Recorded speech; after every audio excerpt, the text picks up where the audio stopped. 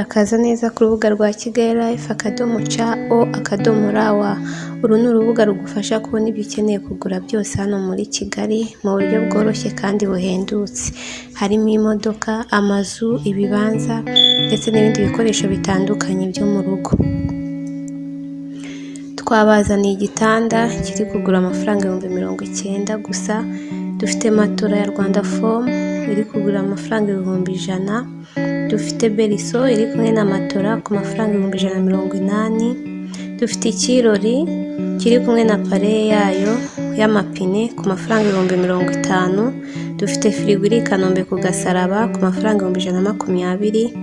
Tukaba dufitemo n'inzu kandi irimo n'ibikoresho ikodeshwa amafaranga 350.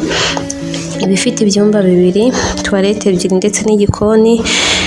Kuri bandi nabo baba bashaka gukodesha igihe gitoya nk'iminsi mikeya, ku munsi bayibahera 25,000. Dufite imashini ikora imigati ya Panasonic igura amafaranga 50,000. Dufite intebe y'umwana yicaramo igihe ari kurya y'amafaranga 50,000.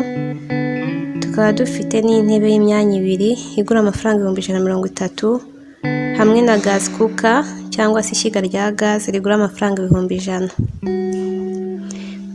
Mugize ikibazo cyangwa se hari icyo mwifuje kutubaza no kudusobanuza, mwaduhamagara kuri telefone 0788 49 13 44 cyangwa se mukanatwandikira kuri WhatsApp.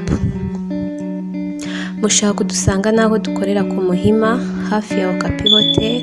Inyubako bayita Beatitude House, ni muri etaje ya 2, umuryango ni uwa 14.